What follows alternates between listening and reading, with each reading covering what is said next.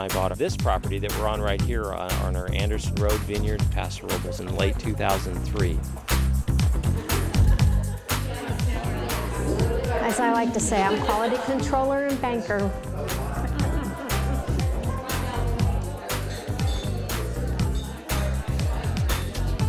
When we first acquired this land, there was a bit of an old vineyard, but we eventually removed that vineyard and started from scratch. All of what you see around me is vineyards that we planted. We have 20 acres of vines planted on this property, and we have almost 10 acres of Syrah, which is quite a large percentage, but every one of our red wines has some Syrah in it, so it's important to have a lot of Syrah.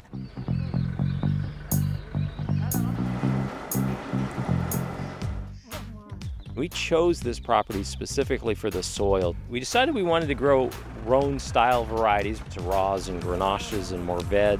We went with the most modern and newest technologies when it came to planting and spacing. We went with very tight rows. These rows that I'm standing in right here are only 7 feet wide. And we planted the vines very close together within the rows.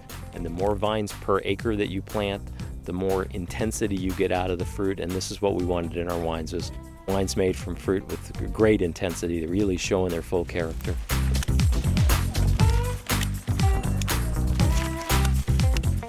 We are very focused on keeping the yield very low, and as a small producer, that's critically important. There are a lot of producers and a lot of grape growers who will be comfortable producing per acre 4, 5 to 10 to 15 tons an acre. Here at Caliza, we focus on keeping our production around 2.5, 3 tons an acre, so significantly less. And when you keep the production level lower, the vine has got more potential to ripen that fruit. And in the kinds of wines that we're making at Caliza, focus is to make really big, robust, character-driven wines.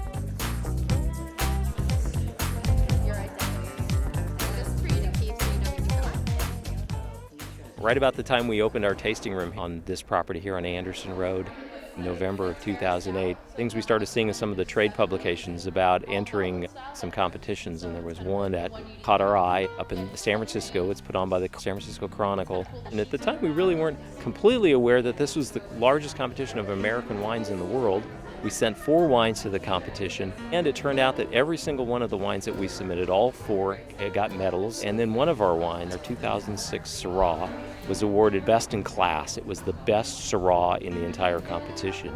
Having only been open for 3 months at that time, this is beyond belief that one of our wines would be considered the best in class. What I further didn't completely understand was that that wine was also given the award of a sweepstakes red, the best red wine in the entire competition. 4,500 wine entries, and ours was the best wine, and we'd been open for 3 months. In 07, the one I'm pouring you now, just happens to be Grenache Syrah Mourvèdre. 53% Grenache, 35% Syrah, and 12% Mourvèdre. I started out from the plant business, the nursery business. I had a bit of background in horticulture and plant growing, and from that, when I decided to get into wine, and it was more a matter of moving from horticulture to viticulture, and it's just a matter of sort of a passion for wine and wanting to grow and make something special.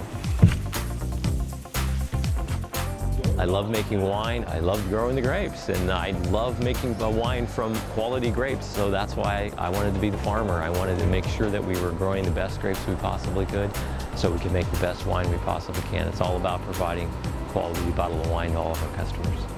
We're reaching the goal. We're making some fantastic wines that are being well received by customers and critics, and that was the goal. We're happy, and more importantly, we're enjoying life. My wife Pam and I are just loving what we're doing and loving sharing it with people.